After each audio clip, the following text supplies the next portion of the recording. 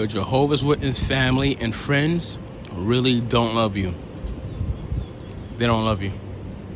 That was one of the hardest pills I had to swallow a few years ago, when I openly came out as a quote-unquote apostate. See, I'm the type of person, I don't really care about being liked, loved. I mean, we all want to be, of course, we all want to be accepted in life, right? We all want to be loved, right? But at the end of the day, if I have to choose between being real and being rejected, or being fake and being accepted, I would rather be real and rejected. And when something is not right, something is not the truth, right? If something is not truth, I'm not going to entertain it because it's not truth. So when I did my research, I discovered the truth about the truth. When I discovered that the organization that I was born and raised in was nothing but a publishing company disguised as a religion. When I discovered that paradise was nothing but a story tale, because paradise ain't happening. I discovered that my childhood, all that was a lie. Going to the meetings, telling people as a little kid, going door knocking, telling people about this new world, this new paradise world that's supposed to happen. When I discovered that all that was a lie, of course, the first thing I'm going to want to do is spread the quote-unquote good news and tell my Jehovah's Witness family and friends, hey guys, this is not the truth. Please do your research. I don't want you guys to spend the rest of your lives waiting for a paradise that's never going to happen. I don't want you guys to grow old and eventually die, and your whole life was wasted for this publishing company that was disguised as a religion, right? So even though I had pure good intentions to help my Jehovah's Witness family and friends to wake up, it backfired, right? And to this day, I still don't regret the decision that I made.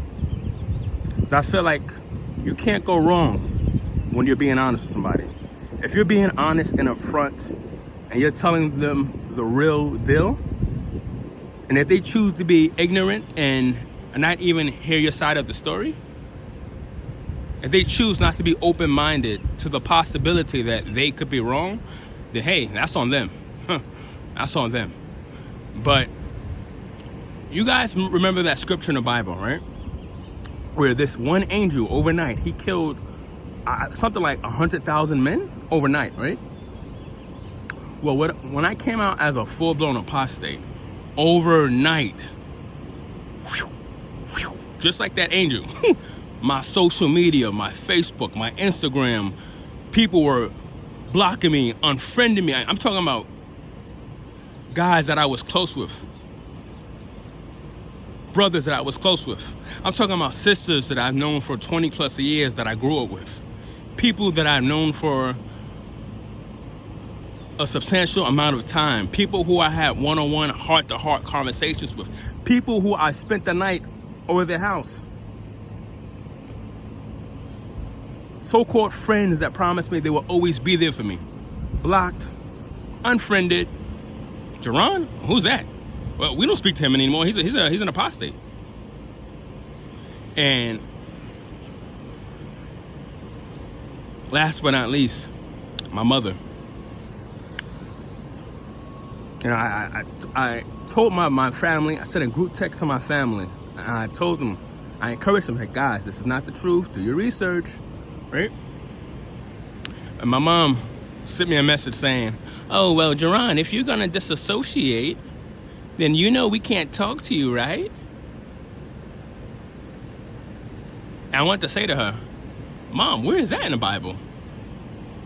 Well, where in the Bible does it say that when someone decides to deviate and depart from their religion, that they should be shunned? Where is that in the Bible?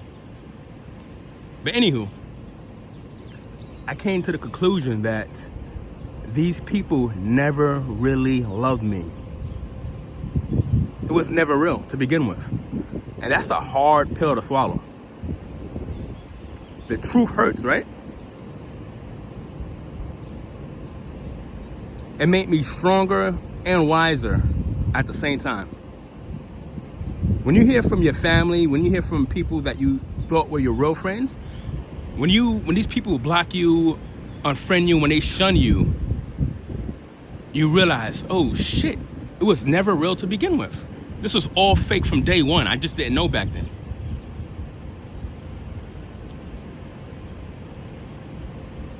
And this video is really this is for Pumos, this video, because it's sad that Pumos are sacrificing their livelihood. They're sacrificing the person that they really truly want to be. They're sacrificing their freedom for Jehovah's Witnesses, Jehovah's Witnesses that will shun them. And I get it. No one wants to be shunned by their immediate families, especially if you have siblings, your parents. No one wants that, right? But as a Pumo, you are sacrificing the person that you truly want to be for people that will shun you, people that will block you like it's nothing. And the worst part is they're doing this. When Jehovah's Witnesses ostracize, when they shun their families and friends, it's sad that they are shunning real people. People with real, pure, good intentions to be in their lives. They're choosing a fake-ass publishing company that is disguised as a religion. They're choosing a fake pipe dream, a fake paradise pipe dream, an illusion over their own family that they can see. Their family is real. This paradise pipe dream is fake. It's fake. It's never gonna happen. And I can't fathom how Jehovah's Witnesses will shun their own blood, their own family, like I said, someone that you can see, over a publishing company, over a paradise pipe dream, something that you can't even see. You can't even prove that paradise is gonna happen. You just have to have faith. You just have to patiently let your life pass you by and have faith that paradise is gonna happen.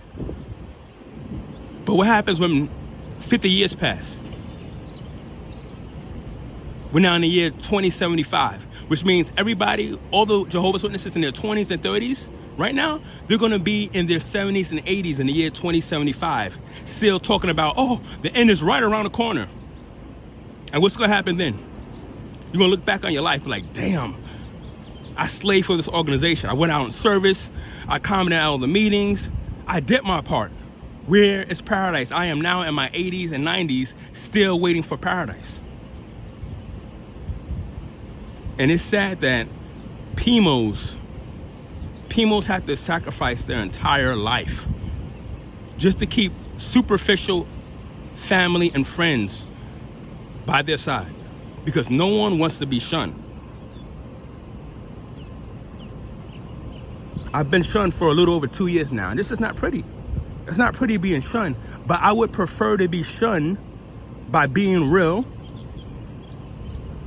than to have my family and friends, my family and Jehovah's Witness friends in my life while I'm being fake, while I know deep down this is all fake, this paradise ain't coming, this is a publishing company. If I know that, I'm not gonna put it on the front and go to the meetings, go out in service. I'm not doing that. I'm not doing it. I choose freedom. I choose being authentic over keeping superficial people in my life that don't even really love me.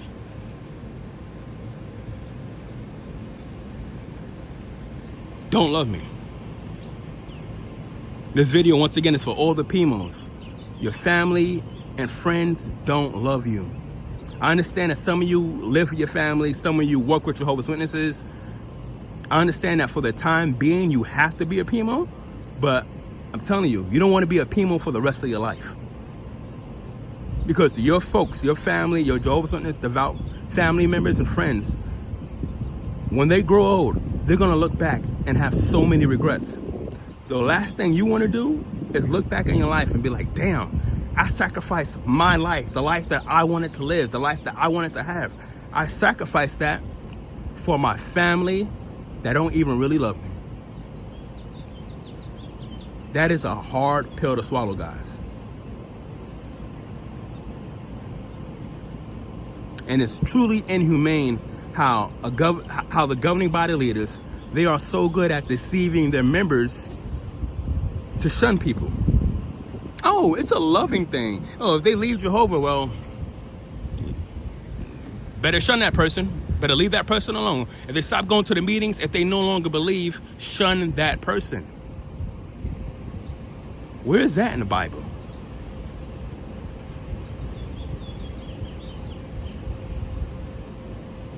Your Jehovah's Witness family and friends, they don't love you. You gotta love yourself enough. You have to love yourself enough to know that life is short and that your time on this earth is precious. Remember, guys, the one thing in life we can never, ever, ever, ever get back is time. No one wants to live with regrets later on. No one wants that. That's going to be the Jehovah's Witnesses' reality. When they all grow old and they realize they wasted their entire life, then it's going to hit them like a ton of bricks that, hey, I should have done my research on this religion. I should have lived my life to the fullest. And it's going to be too late then. But if you're a Pimo watching this video, you know life is short, you know life is precious, and you know your Jehovah's Witness family and friends, they don't love you. They don't truly love you. Because real love is unconditional. It's not conditional. Anyway, guys, I'm gonna end this video. I love you guys. I'll see you guys on the next video.